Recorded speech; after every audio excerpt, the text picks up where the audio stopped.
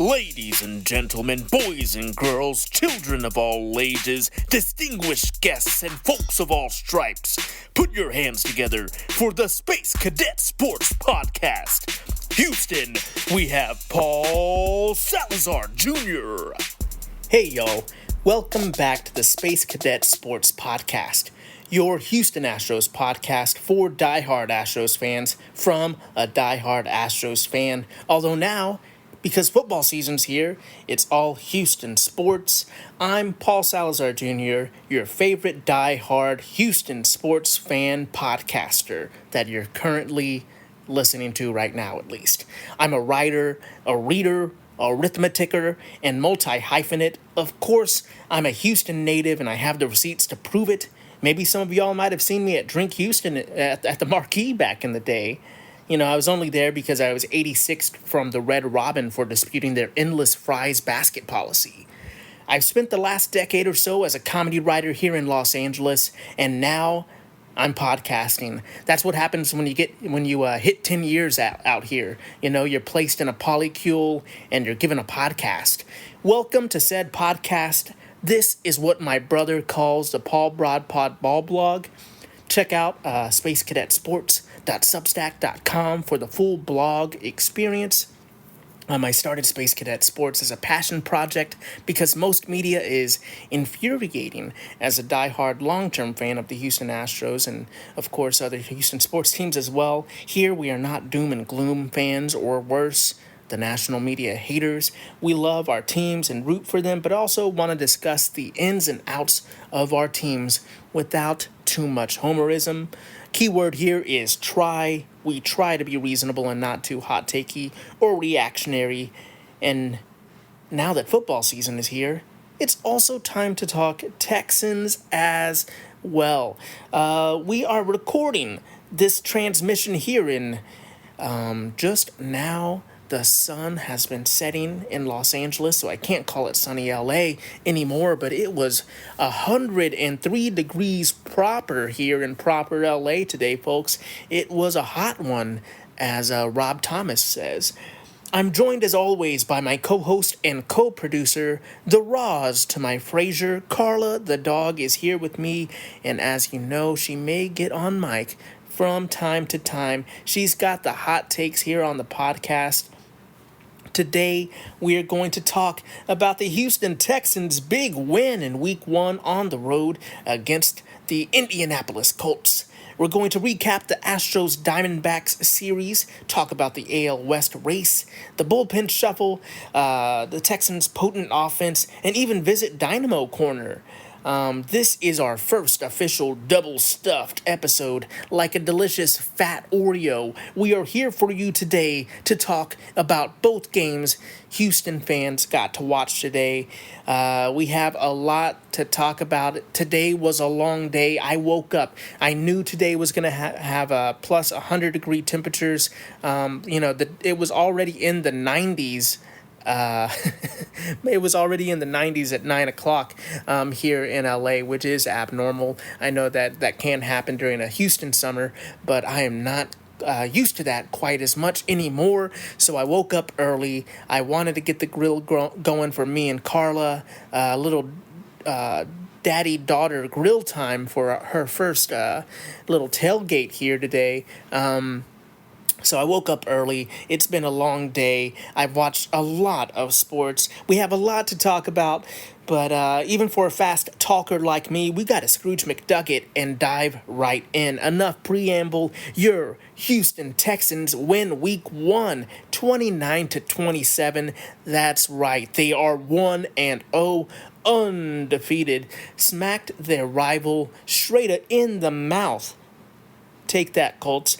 The Texans win, but don't cover. I don't think anyone in H-Town cares that much about it, and if you do, dial back in the gambling a bit, pal. But it was a great win. It was a decisive win, winning by 2 points there on the road. Let's get to it. The running game questions that a lot of people had, Sorry, I'm watching sports right now, and I'm watching Tyreek Hill get detained and handcuffed on his way to the stadium. He was detained for disobeying a direct order. Sorry, it's been such a crazy sports day. I obviously have sports playing in the background here, so this is obviously it's not going to be breaking news. I'm sure you've heard of it before, but it is the first time I've heard of this. It's a wild world out there, folks. Please be safe. But back to our Texans here. We had a lot of running game questions here in the in the blogosphere about the Houston Texans, or the podcast verse. I don't know what we're going with here, but Joe Mixon was added to the Houston Texans, trying to solidify that running game for the Houston Texans. He had not been with the team very much and practicing very much with the team during the preseason. So there have been lots of questions surrounding Joe Mixon, surrounding the Houston Texans running game, surrounding their offensive line, which we'll get to a little bit as well in this podcast. But Joe Mixon, just like me asking questions about the Houston Astros middle relief, Joe Mixon started answering that question today. Joe Mixon ran for 159 yards on 30 attempts, averaging 5.3 yards per rush there, scoring one rushing touchdown, which is his 50th rushing touchdown on his career. Joe Mixon was phenomenal in this game. He gave the Houston Texans offense exactly what they need to be a top tier offense. They obviously have a great quarterback. They obviously have the talent at receiver. They're trying to shore up that offensive line and figure out a nice group of backs to keep that running game solid. You'd love to see it. You'd love to see that this offense, if they can perform the way that they performed against Indianapolis, I'm feeling really good about it. And kind of the verdict about Indy was that their front seven was good. They can get the pressure on you, but the defensive backs were kind of where you can get them. So the fact that the Texans, I'm still in baseball mode here, but the fact that the Texans were able to find that success on the ground to kind of have, since I'm in baseball mode, kind of have that change up to their fastball that is their receiving core and their passing attack, keep the front seven of the Indianapolis Colts honest by having a stout running game. It wasn't just Mixon, though, folks. Tank Dell got 2 attempts. He got 19 yards. 17 was his longest. Damian Pierce joined the mix for 3 attempts and got 16 yards, averaging 5.3 carry. Stroud jumped in, 4 attempts on 13 yards, and even Stephon Diggs had one 6-yard run, giving the team 212 rushing yards on the game, which, you love to see. The fact that we were worried about what the running game would give the Houston Texans, giving 200-plus yards was phenomenal, making sure that the offense was able to depend on that passing game. C.J. Stroud went 24 for 32 on the game, getting 234 yards. Sorry about that, folks. He's averaged 7.3 yards there on the game with 2 touchdowns, 0 interceptions, and he got sacked 4 times. It was really good to see. In the first quarter, we had a little bit of a scary moment as Houston Texans fans. C.J. Stroud kind of looked like he was doing a Ken Caminiti impression. He was throwing the ball from his knee on the turf there, completing a pass to Brevin Jordan, but scaring us all. Even my good friend Bernie Cubbins, I'll call him. I haven't cleared his name. He's a big major Hollywood player. I don't want to put him on the podcast unless I have his expressed permission. But no, my friend Bernardo Cubria, was on the fantasy group chat on fantasy football, saying how we didn't want to see the turf taking out C.J. Stroud here, and with that, after that Brazil game, we're all looking at turf right now in a different eye, that evil turf. It was good to see Stroud have a great game there. Anthony Richardson of the Indianapolis Colts, went 9 for 19 with 212 yards, averaging 11.2 on his passes with 2 touchdowns and an interception, and was sacked 2 times by the defense. But moving on to our offense here, the receiving core of the Houston Texans has been something that we've been talking about for a while. In the offseason, we were talking about all these receivers, Stephon Diggs joining the mix, who was going to make it into training camp, or who was going to make it past the 53-man roster cut. It was good to see CJ be able to spread the love around. Stephon Diggs got 6 receptions for 33 yards with 2 touchdowns, folks. He is welcome to the team, giving us 2 touchdowns. Nico Collins getting the most love of the game, though, with 6 receptions on 117 yards. And Tank Dell getting into the mix with some gadget plays. He had those couple of rushes, as mentioned earlier. He also got 3 receptions for 40 yards. And running back Joe Mixon got in the mix with 3 receptions and 19 yards. The tight ends, Dalton Schultz got 3 receptions. Jordan Brevin got that reception from earlier. And Hutchinson and Ongumbawala each snagged 1 reception as well. So lots of passes going around to lots of different players. You love to see it. Collins led with targets with 8 targets, followed by Dell, who got 7 targets, and Diggs with 6. Diggs was just the most efficient. And, he kind of had that little slant route touchdown there. It's just wherever, I think he just had, "Oh, it's okay, Carla. It's okay." But I think she just, I think Carla just got scared by a little bug here. All right, sports fans, I am back. Carla needed a walk. That makes sense. The sun finally went down. It's been over 100 degrees for multiple hours here. So we went on a little walk. We're doing good now. I don't remember anything I was saying or meaning, so we're just going to jump right back into it. We're going to get to this next segment. I know I was talking about the receiving core. We are much anticipated them, and they seem like they are ready to deliver. CJ Stroud spreading the love around. You love to see it. Let's get on to the offensive line. I talked earlier about the offensive line being one of the biggest question marks for the Houston Texans going into the season. They looked competitive. That's what we need, and hopefully with more reps to solidify this incredible unit, I'd say. The unit I saw today on Sunday, I really liked. Anchored by tackle Larry Tunsil, who wasn't with the team very much during training camp, but the thing is, he's a vet. He knows what he's doing. He's going to anchor this line. I think if they keep.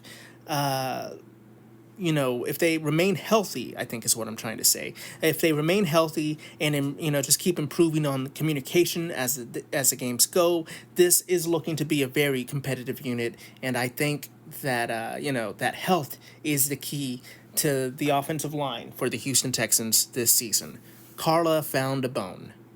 Okay. So if you hear a bone gnawing in the background, that isn't me. I just want to make it very clear.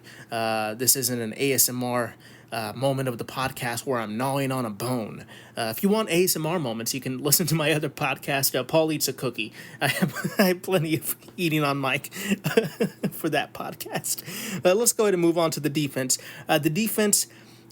they really held the running game of the Indianapolis Colts, which I think is one of the keys to victory here, with Jonathan Taylor almost always seeming to find success against the Texans. Jonathan Taylor had 16 attempts and got 48 yards, averaging 3 yards per carry. 7 was his longest run, and he did pick up a touchdown.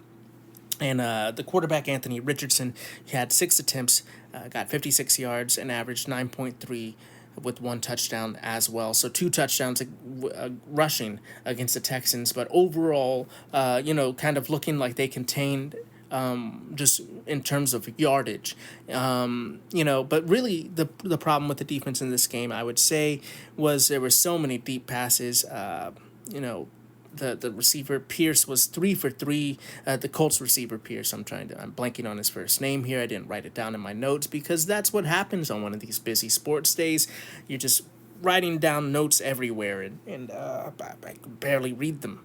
I'm glad I typed some of them, but yeah,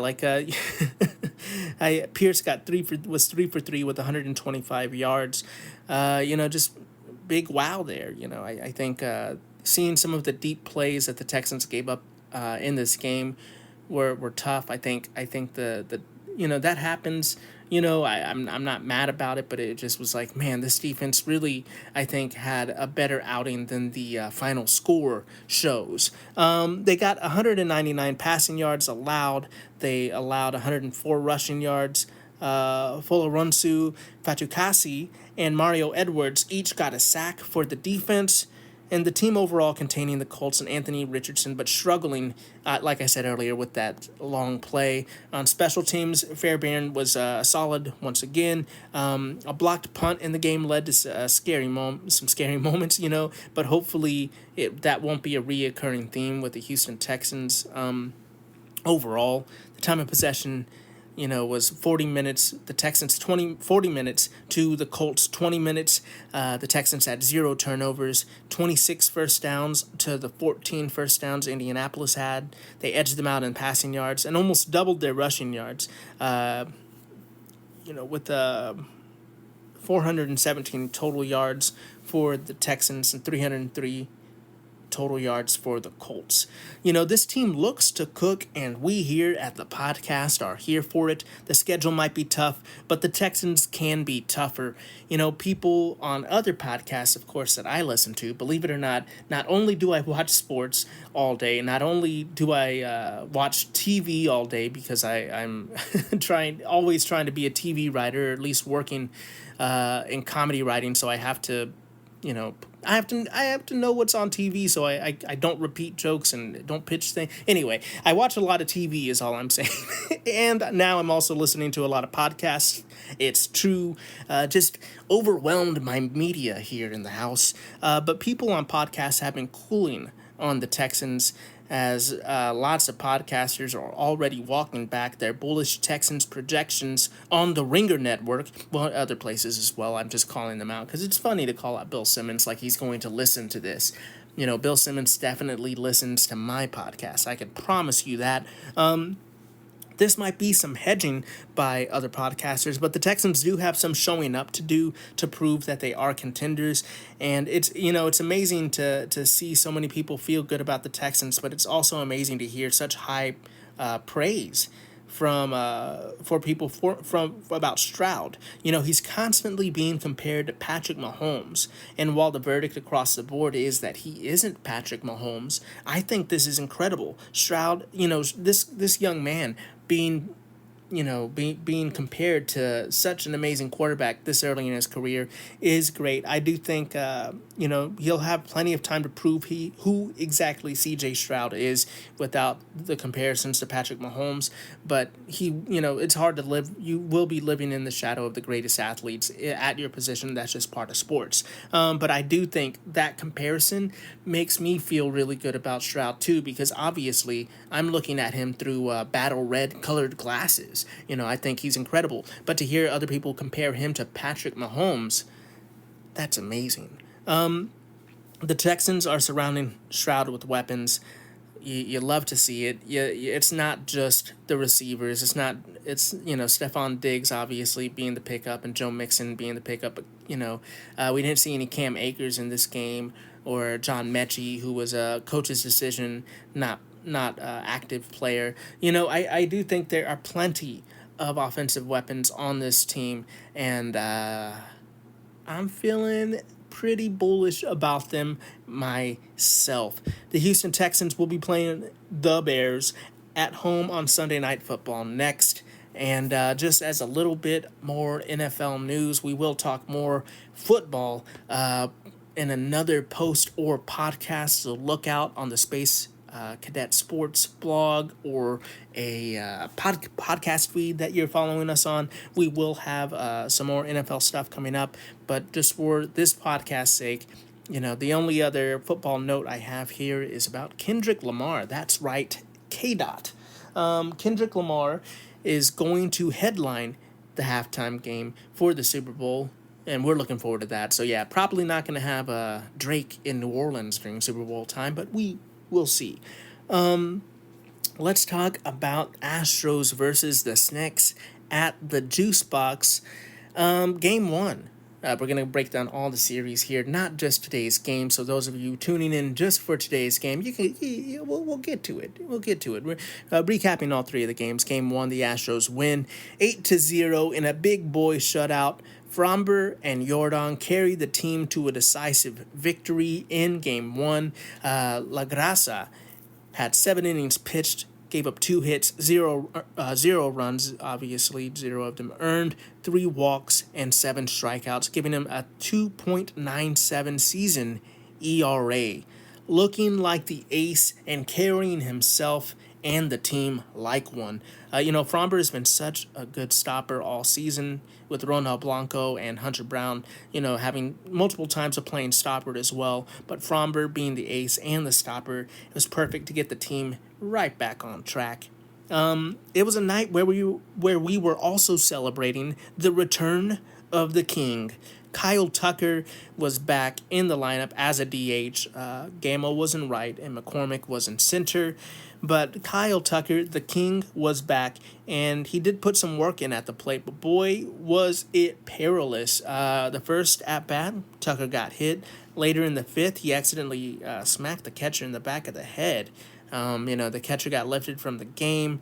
It was tough. And something that Cousin Terry, shout out Cousin Terry was mentioning when we were chatting, was that Tucker really sits kind of far deep in that pocket back towards the umpire and towards the catcher, way back, way inside on that plate. So he gets lots of catcher's interference calls, which he did in today's game as well.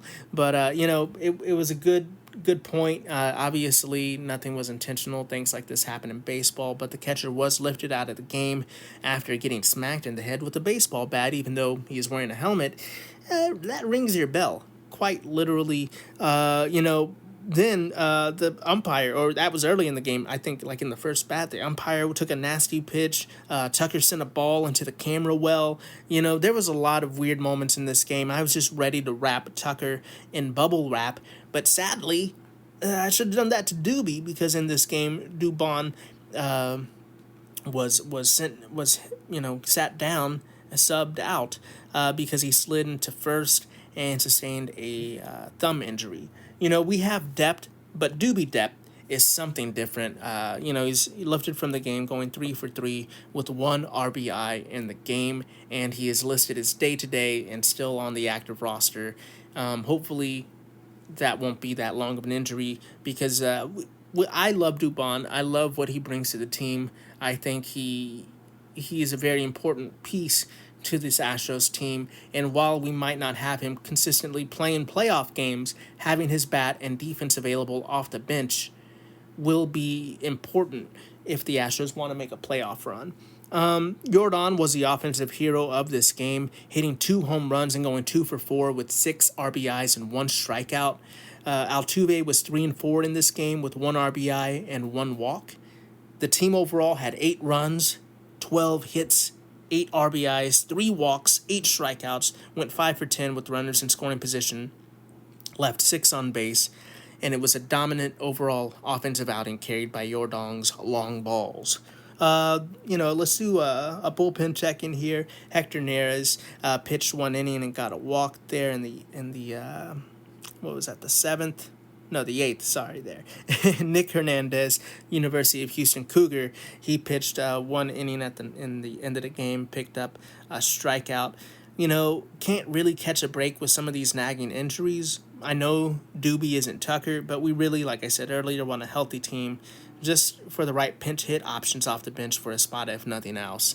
This team, you love to see it. They can bounce back from anything. In Game 2, the Astros win another decisive game, this one being 11-5. A team win to say that we don't just need Yordongs to win. We can find other ways as well, as long as we're all executing In this game, Kikuchi started and battled for his 8th win. I guess the D-backs are all lefties. I mean, this whole lineup is all left-handed. It's like the Ned Flanders store or something, and they all battled and they all like contact. I can't believe.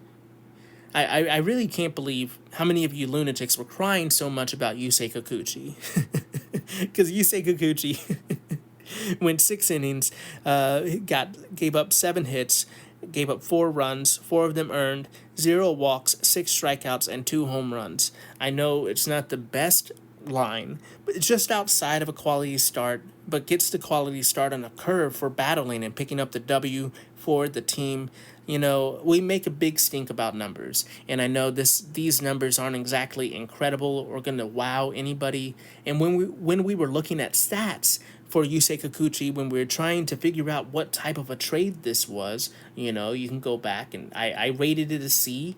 I said that it could be a higher rating depending on if the Astros could get into the playoffs and if they had a deep postseason run. Obviously, it could even be an A. But grading it at the time, I did give it a C because I also said that the Astros needed a mid pitcher. Anyway, you go back, check the receipts. But the fact is, we give a big stink about these stats, whichever stats we like, whether we're old stat heads, sabermetrics, statcast, whatever your flavor is. But sometimes, you watch a player with a 4.31 ERA, but with a 3.56 field independent pitching and a 3.1 WAR, we can see that it's not just passing an eye test. This guy might just not be the luckiest, and his ERA isn't the best indicator of the quality of pitching he provides. He can provide much better pitching than you think based off of those numbers if managed well.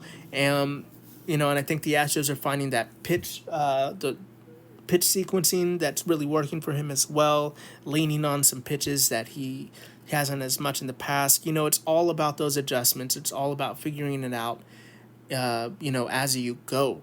And it's not just season to season or month to month. Sometimes it's start to start, and we definitely will talk about that soon. While the Astros pitcher was battling and keeping the team in it, so was the lineup.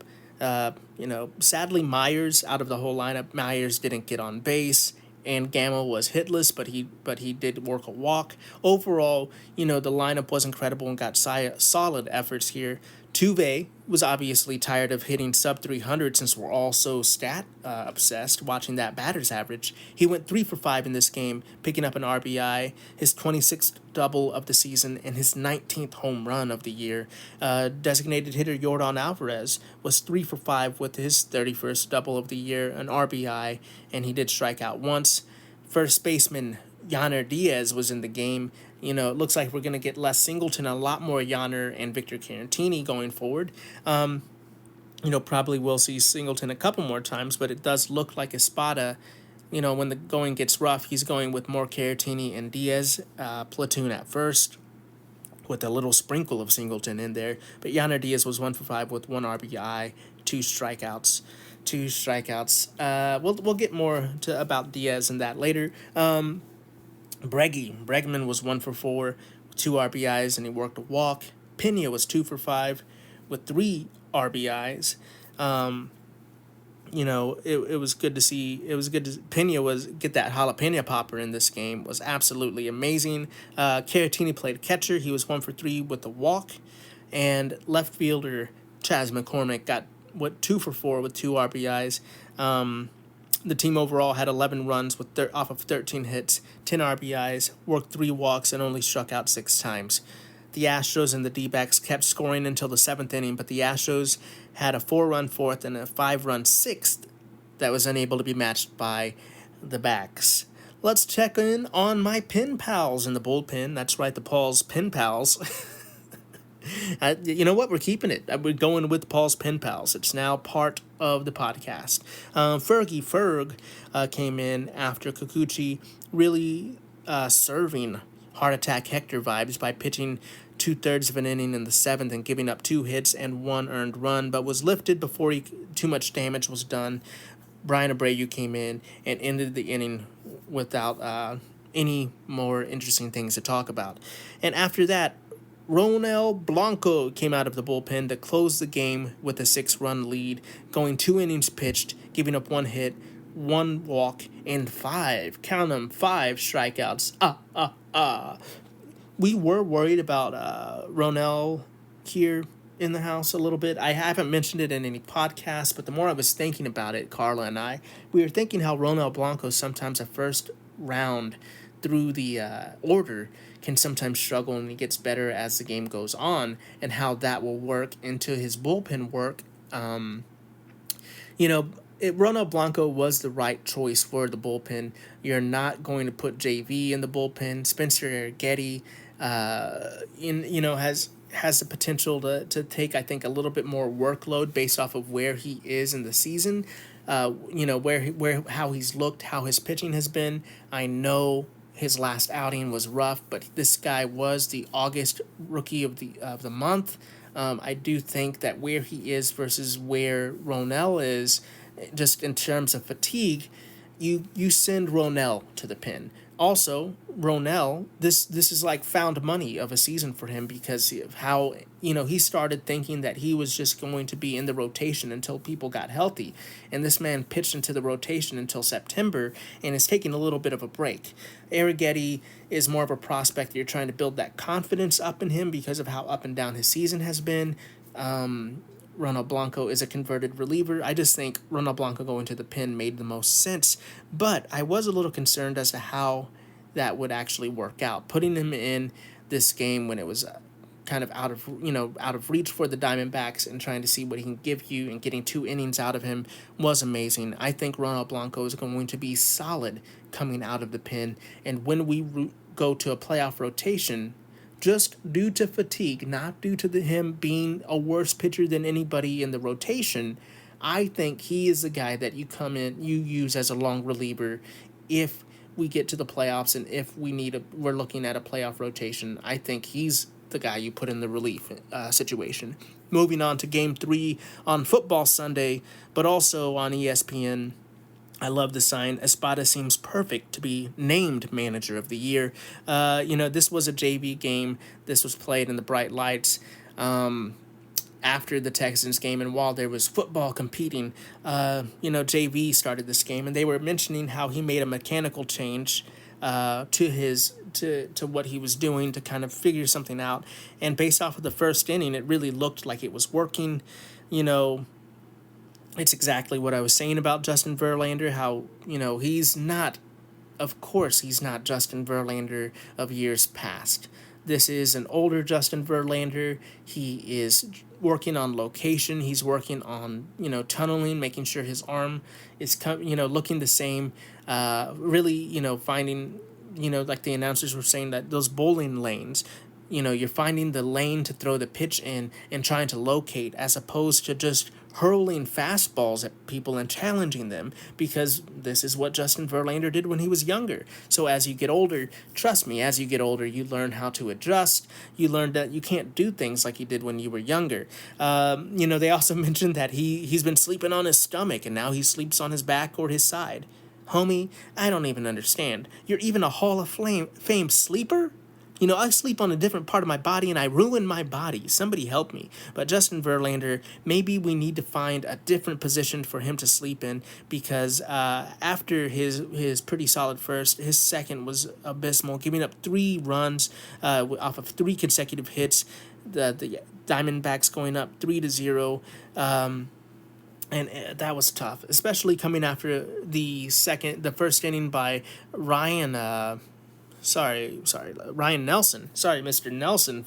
I obviously wasn't very familiar with your game. I knew he was a fastball pitcher. I knew he liked to throw a lot of fastballs. That made me feel the Astros were going to be favored here because the Astros love hitting fastballs.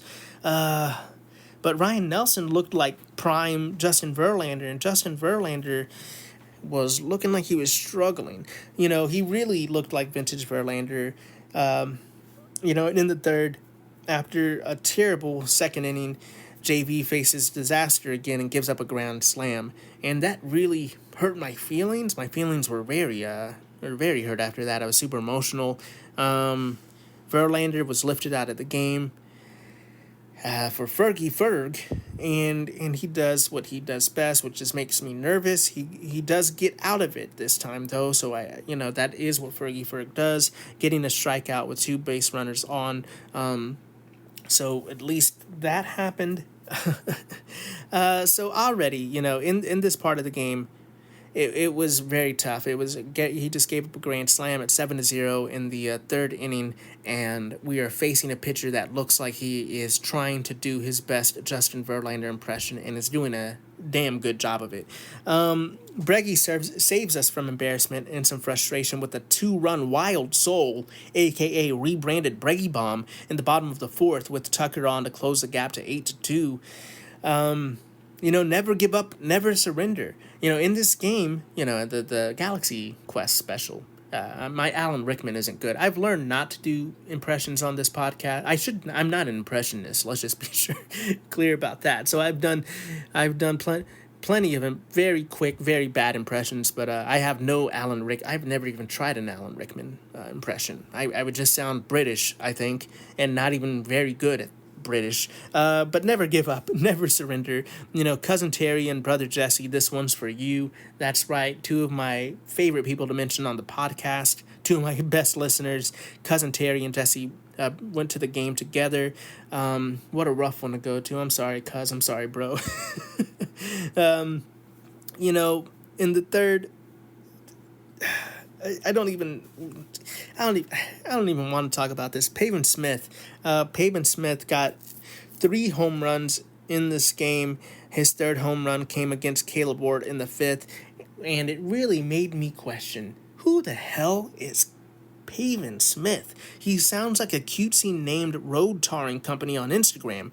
I truly wasn't familiar with your game, Pavin. He looks like if you ask AI what Ed Sheeran would look like if he could ball. This guy, he wasn't on my radar. Not that every player in the league is on my radar, but, this dude really played an amazing game, and it was tough to watch. Almost doubles his season home run total in one game. The baseball gods just weren't on our side tonight. In the bottom of the 5th, Gamble, he was on first from a single. McCormick singles, Gamble to third. 2-way battles for an RBI single. McCormick goes a second. 9-3. Jordan up with no outs. And the pitcher challenged Jordan with a fastball. This is still oh my gosh. I'm so sorry. Diamondbacks. Obviously, Ryan Nelson was pitching. He challenged Jordan with the fastball, but it was a little low, and I love that Jordan waited. It was 3-1 count, I should say, and then Jordan worked a walk. King Tuck was up with 0 outs. Tuck lofts a ball, with the bases loaded. Tuck lofts a ball to the gap in center. McCormick tags 9-4. Now Breggy's up with 1 out. He worked a full count. At this point, Nelson has 30 pitches in the inning, and Nelson, let's see. So Breggy hit a hard hit ball to left that was hit just to Astros villain Pavin Smith, just bad luck. And then Diaz was up with 2 outs, aggressive swinging, so much aggressive swinging. And after a game with 2 strikeouts, it was tough to see. And it's especially, you can tell compared to Jordan, compared to Tucker, compared to Breggy, they're patient at bats, them working the count, them getting 3 balls to see. And Jordan was just up there looking like he was just swinging like crazy, trying to hit a home run or nothing else. Swinging at 2 high fastballs near his eyeballs. It was crazy.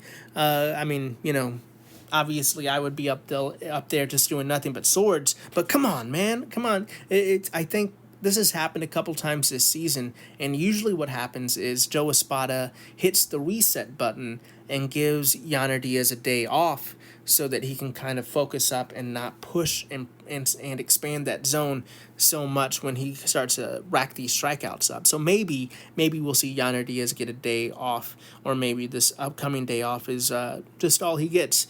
We'll see, but it was tough.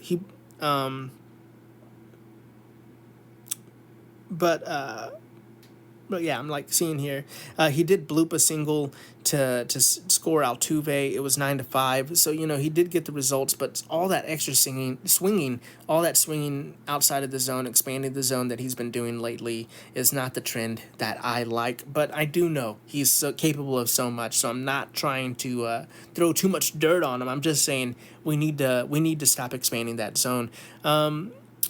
The game ain't over, folks. At that point of the game, it was 9-5. The Astros saw their odds increase from a 1% chance to a 12% chance, and they knocked the pitcher out in the fifth. That looked like he was completely unstoppable. Then Ginkel came in to face Pena, and Pena Ginkel's a bit wild in his finding the location, but Pena strikes out and is happy to oblige his wildness and swing. Let's see here. Oh man, I really will have to go back to the bullpen. My notes are just illegible. I'll be honest with you. Hector Neris comes in after Ort pitched and gets some traffic and gives up a run off of a sac fly. It's now 10-5. Nick Hernandez comes in the eighth. He pitched well, but a stolen base led to more insurance runs. 11-5. The Diamondbacks get another run. I mean, this team just gets hits. They just hit, they hit, and it was tough to see. But compared to the Astros, it does seem like they, while they found the long ball a lot of their players are just trying to rack up hits out there. It seems like. But the long balls they had on top of it made it completely lopsided.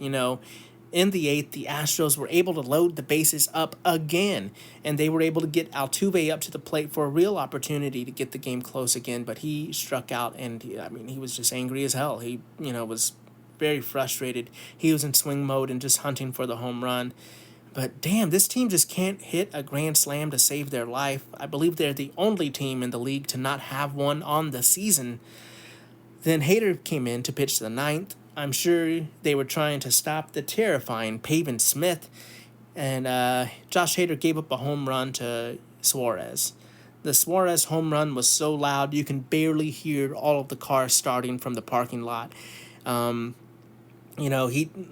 also didn't let Smith get a home run, but he did that by walking him, so Pavin Smith got a free base. So, it's tough to see Hader in these non-save situations because it continues that narrative. I don't know what it is. I really don't. Really at the end of the day, I've said this before, I'll say it again, you expect the best pitcher on your team to go up there and get outs no matter what, not just because it's a save situation. I know there are some people that are better in save situations or in certain situations over others, but when it comes to the bullpen, when it comes to your closer, I at least have the expectation that you get your outs regardless of the situation. And I'm not saying Hader is doing this is some kind of purposeful thing he's doing. I don't, and I think that's something that some people, this narrative leads people to believe that he doesn't compete in these situations. And maybe that is it, but I mean, how am I supposed to say that? Based off of body language, there's nothing in his body language that tells me he is not out there competing just because of the score. He looks like he's fighting there. It's a very frustrating situation to still have that going, and have that be a narrative. In the ninth inning, too, the Astros obviously were trying to finish the game as best they can. Jason Hayward was in at the time. There were a lot of substitutions, but I just thought it was funny. Obviously, when I watch national media games, it's hard to listen to the announcers, but I just thought it was so funny how Jason Hayward is the only guy the announcers like. I wonder why that is. Hayward was struck out on a bad zone by the ump, and it was a really weird zone today, which, I don't like spending a lot of time complaining about the umpires because it's sadly just part of the game is bad umpiring.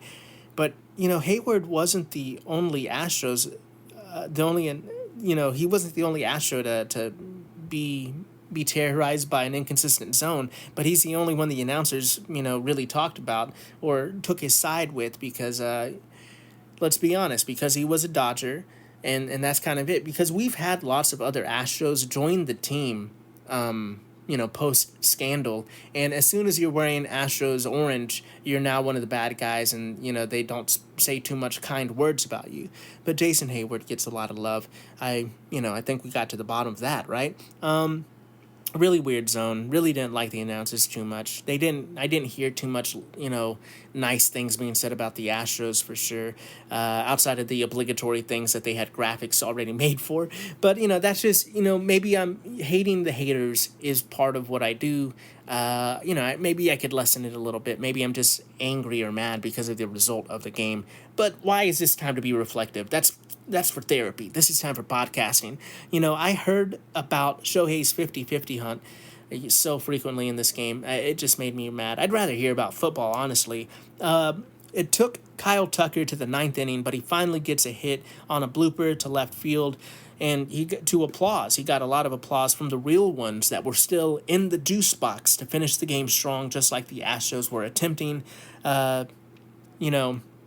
It was happy. I was very happy to see Tuck finally get a hit.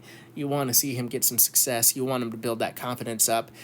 Having him in the lineup is incredible, just because he can work some walks, and he's so scary for pitchers, opposing pitchers, that he can work those walks. But you're looking to find some success for him and to have him actually start compiling some hits and keep that fear in opposing pitchers' minds. Yainer Diaz almost hit a home run to right field, but Corbin Carroll just drops it, and it kind of drops down flat and dead and doesn't roll around, and he can't find it, which leads to an RBI to bring Tucker home, 12-6. Yainer Diaz getting an RBI there, and JP3 strikes out looking to really make sure we remember this umpire's zone and to remember that Yainer Diaz and JP3 had a tough one. It really wasn't the game Astros fans were looking for, not the JV start that we were looking for either. The offense did admirably, but they were chasing the Diamondbacks, the whole game. It just was an overwhelming, daunting challenge that they did pretty well to do, but they were chasing, outside of the heart of the lineup, they really were chasing a lot. JP3 and Yainer Diaz leaving us with some what ifs as they were, chasing out, expanding the zone during their big at bats. I think it's just part of the game plan. I think they were allowing Diaz and Jeremy Pena to be more aggressive with a more protected lineup. I mean, we were close to having, if we only had, I would say Kyle Tucker in right field and we had more flexibility, I think that would be probably our strongest lineup. But this is one of the strongest lineups that we have had this season. They just weren't able to make it happen. And this isn't a fault of the offense. To be clear, the loss isn't on JP3 or Yainer Diaz or the offense. It's just I want less chasing. I want the zone to stop being expanded in these moments. I mean, I get it. I know. I'd want to hit a grand slam too. I would, especially knowing the grand slam drought the Houston Astros have had. My eyes would be huge. I would strike out on 2.5 pitches. I wouldn't make it. But the fact of the matter is, we're hoping that they can stop expanding that zone so that they can have better at bats and keep, work a walk if nothing else. If we can't get a grand slam, work a walk, get another run. Why not? Pass the baton to the next batter. So we're hoping this day off for these two young batters, they can solidify their swing and make sure that they're swinging at hittable pitches, if nothing else, or hittable pitches in the zone, I should say. Sure, some they can hit pitches that are outside of the zone, but take those balls, please. Now the big question is that on a lot of Astros minds, what to do with JV? What do we do with Justin Verlander? Oh no, the panic meter is shooting through the roof for some of y'all. And I'm here to say calm down. You keep pitching him. That's what you do. He is unless there is an injury that he's dealing with, you keep pitching him. If it turns out that he's still dealing with stuff, then yeah, you rest him, you take him out. But you don't put him in the bullpen. Justin Verlander is not going to the bullpen this season. I don't think he's going to the bullpen in the playoffs unless he really struggles to find it and finds it really late. And the Astros still feel confident he can contribute, and Justin Verlander wants to contribute out of the pen, but I don't think that's going to be the case. I think you keep pitching him. He is adjusting. This is, it's been a long time off for Justin Verlander, and he's a little bit older. This is kind of like April for him. With Verlander, with Blanco in the pen, and the Astros with the lead, you can't start stressing and sit JV because he could be a huge addition to this playoff rotation. You want to get him there to see if he adjusts and can get to where we know he can be. You don't panic and send him to AAA or something ridiculous like that. The upside of Justin Verlander is absolutely worth it. Obviously, not at the expense of giving up the AL West title, but after already winning the series, I get it. You gamble a bit. You're not going to pull Justin Verlander just because you're worried that he may not pitch well. You give him another opportunity. He wasn't able to have a good game, but you're gonna give him another opportunity to figure it out. The offense is looking good. We just have to let these boys cook and see how they handle the next cushier part of their schedule. Let's really quickly do that Paul's Pin Pals check. I obviously, it's been, like I said, it's been a long sports day. I didn't write that many notes like I normally do because this game just finished up. So I'm going to have to check the box score to get some of this here. But yeah, for the game, let's do that pitching stat check in here, folks. Justin Verlander gave 3 innings pitched, gave up 8 hits, 8 runs for 8 earned runs. The crazy 8s there, not what we want to see. It drove me crazy, that's for sure. He gave up a walk with 0 strikeouts, not improving those career strikeout totals, and gave up 2 home runs. Caleb Ferguson came in for 1 inning pitched, gave up a hit, gave up a walk, and a strikeout. Caleb Ort came in for 2 innings pitched. He gave up a hit, 1 run, 1 earned run, a walk, and he did get 2 strikeouts. Gave up a home run. One of the toughest outings for Caleb Ort on the season. Usually he is a lot better than this. Hopefully he can bounce back.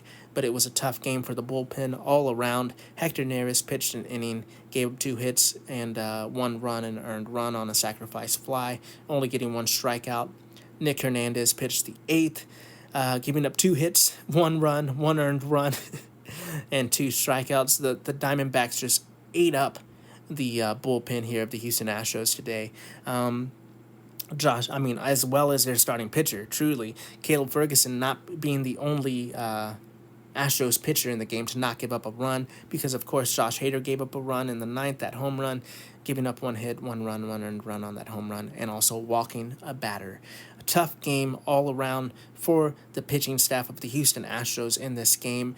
The offense, obviously, going 3 for 12 with runners in scoring position and leaving 9 men on base. You're like, they could have won the game, but also that would have been a big ask. They could have, yes. Should they have?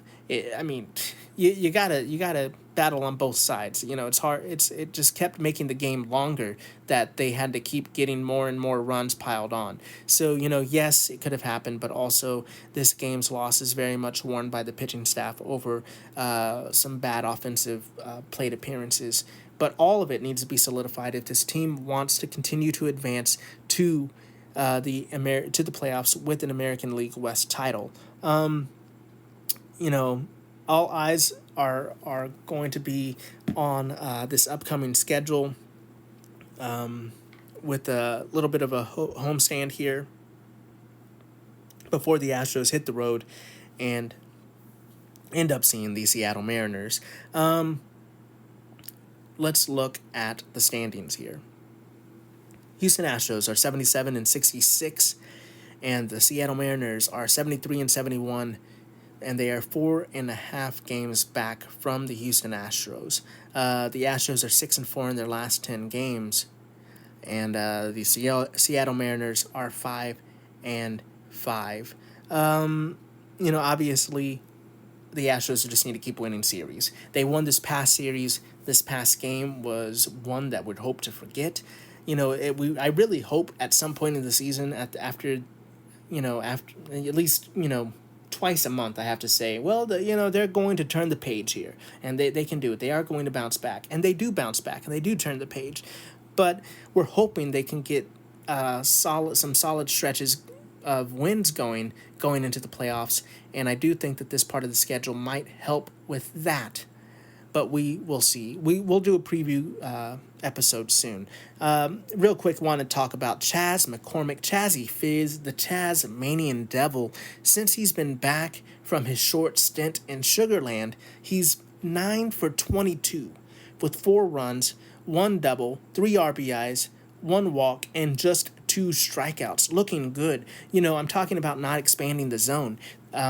Jeremy Pena and Yainer Diaz, drink a little bit of that juice that Chaz McCormick has, because he looks like he is really solidified those at-bats, like I said, and not expanding, not chasing, trying to get on base one way or the other. This team can be very scary with a 1 through 9 lineup that puts a lot of pressure on pitchers if they can just get back on the right track after this day off. I am still optimistic. The Astros still won a series against one of the hottest teams in baseball, and this team proves that they're one of the hottest teams in baseball with this offensive performance, not just today, but their performance yesterday trying to keep that game close after being shut out. So the Astros, they battled. They did well. They won this series against a playoff team. I'm not going to hate on it too much, even though it was a really rough game today. Tomorrow is an off day for the Astros, and we'll have a podcast for sure to preview the series against the Oakland A's at home before a road trip. But just so you know, Spaghetti, Brown, and Valdez are all set to start. We'll get more on that tomorrow. And now it's time for a new segment, Dynamo Corner. That's right, your Houston Dynamo. I figured why not? I'm talking about the Texans. Why not talk about the Dynamo too? The Dynamo played LAFC yesterday and got their 7th clean sheet of the season in a shutout tie 0-0. Shout out Steve Clark. Love that guy. He kind of looks like a child actor from the 90s that still rocks his old haircut. The Houston Dynamo... Sorry, I try not to laugh at my jokes too much. That one tickles me. The Houston Dynamo are 11-8-8 on the season so far. They have 41 points. They're the 7th seed in the West with 1.52 points per game. I got to be honest. I follow them not so closely, but I follow them because I like everything Houston. I like sports. But, if you are a big Dynamo fan, you want to talk about this or you have some stuff to add, please let me know. Comment. Let me know. Call into the podcast, all that kind of stuff, But will Ajay lead us to the playoffs again? Yeah, I think so. It's pretty safe to say with them in the 7th position. They seem to be the time of possession passing team, so sometimes the games are a lot of passing and midfield stuff.